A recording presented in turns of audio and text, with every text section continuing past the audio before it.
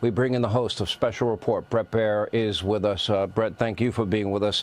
I did have a conversation when you were breaking news live right here on Fox. I got some details as, again, you got on the air immediately.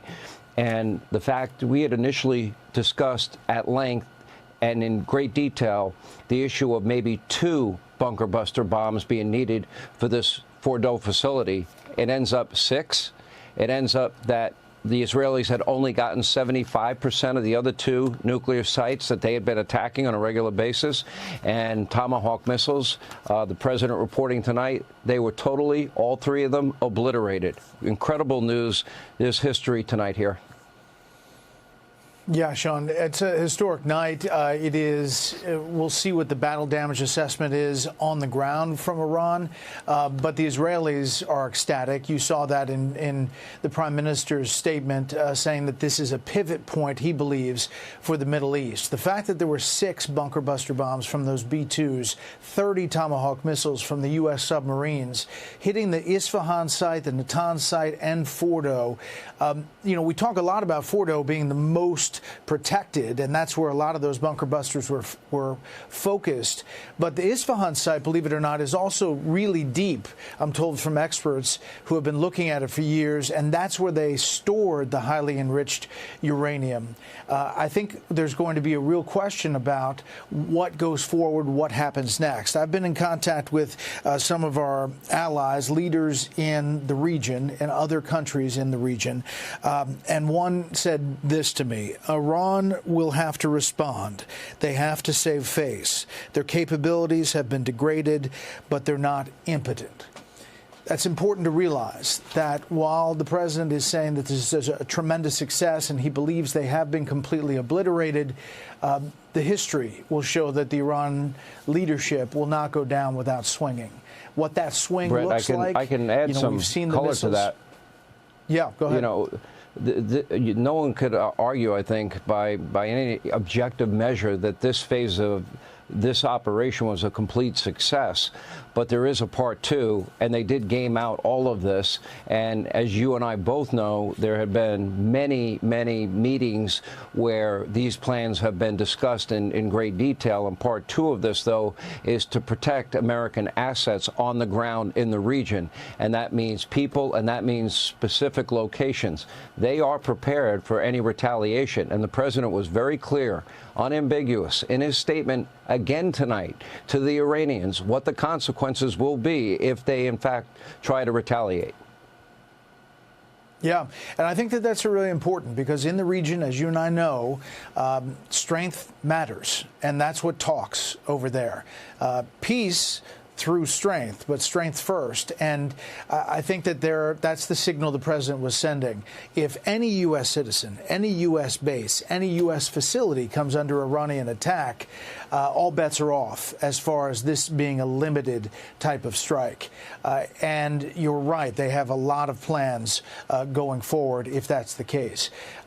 One of the questions is, what does the opposition on the ground look like? How does this all develop? That's not something that I've heard that the U.S. is really focused on.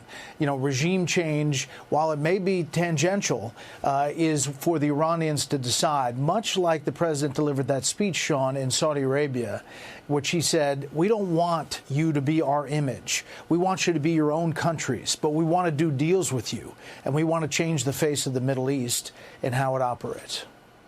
You know, but I think you are very wise in cautioning people, and I did this all week, and remind people that there's no such thing as a military operation that does not have great risk associated with it.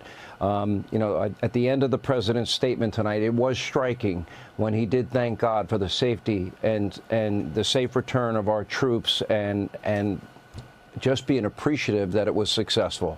There's always risk associated with it. There's always risk of retaliation. But there is no doubt tonight the Iranians no longer are a nuclear power. There is no doubt we can say tonight that the world, I think you can say unequivocally, is a safer place. It doesn't mean they still don't have their ballistic missiles. It doesn't mean that they will retreat. It doesn't mean that they will unconditionally surrender. It doesn't mean that the American military's job is done. They will protect American assets, interests, and people that are in the region. That has been made very clear, and the president made clear the consequences. So they do so at their own peril. They didn't listen to President Trump the first time. Let's see if they learn something before they strike back or attempt to.